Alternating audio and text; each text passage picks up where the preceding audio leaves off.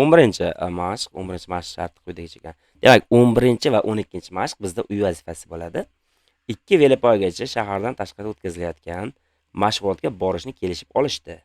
Bunda velopoygachilardan biri oldinroq yo'lga chiqib, shahardan 32 km masofaga uzoqlashishga ulgurdi. U 22 km/s tezlikda harakatlandi. Agar ikkinchi velopoygachi 30 km/s tezlik harakatlansa, qancha vaqtdan keyin birinchi velopoygachini quvib yetadi deyilgan. Hop, birinchi qiladigan ishimiz va yaqinlashish tezligini topib olishimiz kerak. Demak, bu nimaga teng? 32 km/s ayrilgan ikkinchi velosipedchining tezligi 22 km/s. Natijada 10 km/s degan javob kelib chiqadi. Hop, endi qancha vaqtda quvib yetadi? T ni topishimiz kerak. T barobar S ularning orasidagi masofa bo'lingan va yaqinlashish. Natijada S nimaga teng edi bizda? S 32 km edi. Hop, mana shu joyda qadrli do'stlar, bitta xato qilib ketdim. Xatoni to'g'rilab qo'yay. Ya'ni 30 km/s ayru 22 km/s bo'lishi kerak. Demak, natija 8 km/s bo'ladi mana bu joyda. Demak, S masofamiz qancha? 32 km. 32 km bo'lingan 8 km taqsim soat. Hop, 32 ni 8 ga bo'lsam 4. Demak, mana bu kilometrlar qisqarib ketsa 4 soat.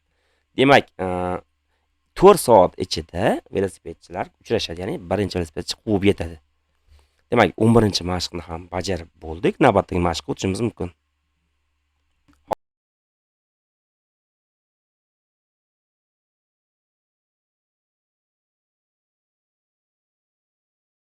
Navbatdagi 12-chi mashq, bu mashqimiz ham uy vazifasi. Shart quyidagicha ekan.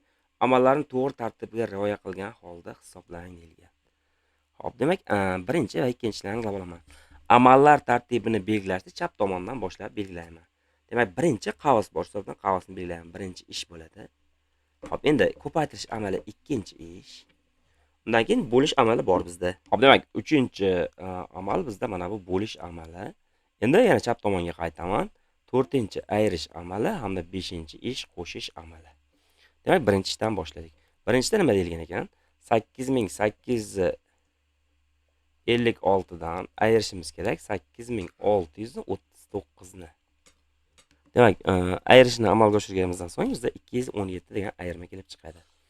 Ikkinchi ish bizda ko'paytirish amali. Ya'ni 32 ni ko'paytiraman 217 ga. Hop, vaqtim siz buni ustuncha qilib ishlashingiz kerak. Men vaqtni tejash maqsadida to'g'ridan-to'g'ri javobni yozaman. 6944 degan javob bor bizda. Hop, 3-chi ish. Hop, 3-chi ishda 27000 ni 6 ga bo'laman. Hop, 27000 ni 6 ga bo'lishdan ko'ra, mana bu 270 ni 6 ga bo'lish qulayroq. 270 ni 6 ga bo'ladigan bo'lsak, bizda 45 degan javob kelib chiqadi. Hamda orqasiga mana bu 270 ni ajratib olgandan qolib ketgan ikkita nolni yozib qo'yaman. Demak, 4500. Hop, 4-chi ish. Hop, 4-chi ishda biz 81308 dan ayirishimiz kerak bo'ladi. Hop, nimani ayiramiz?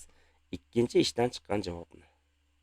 Demak, 81308 dan ayiraman. Hop, 6944 ni. Demak, bizda 74369 degan javob kelib chiqadi. Teng 74364. 69 emas, 64 adashib ketdim yana. Hop, 5-chi ish, oxirgi ish ekan 5-chi ish. Demak, 5-chi ishda nima qilaman? 5-chi ishda hop, 4-chi ishga chiqqan songa qo'shishimiz kerak bo'ladi 3-chi ishdan chiqqan sonni. 4-chi ishdan bizda 74364 chiqqan, unga qo'shaman. Endi 3-chi ishdan 4500 chiqqan.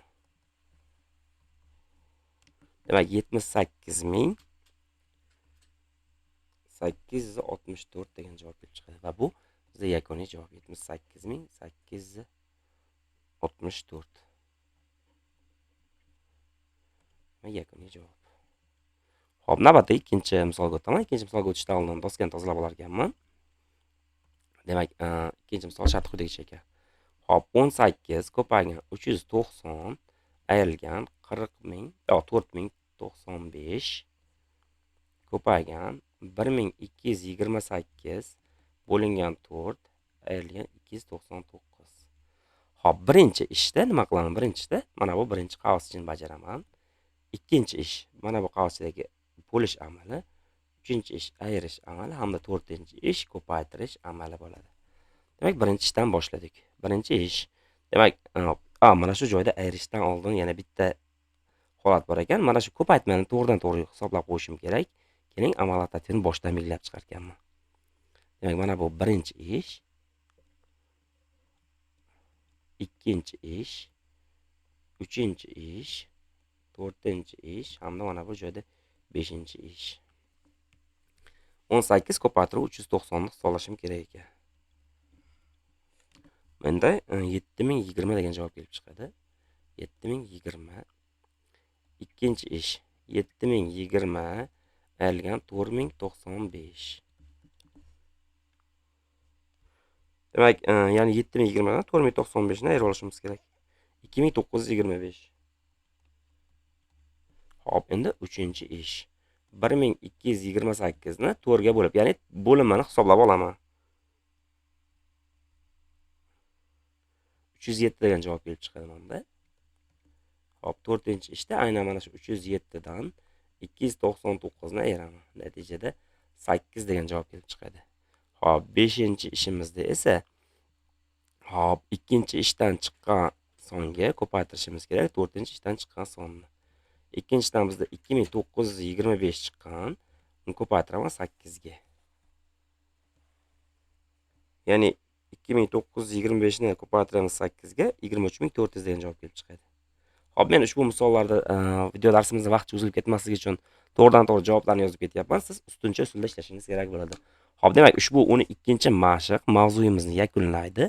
Agar darsimizdan qandaydir manfaat olgan bo'lsangiz, albatta like tugmachasini bosing hamda kanalimizga obuna bo'lib qo'ying.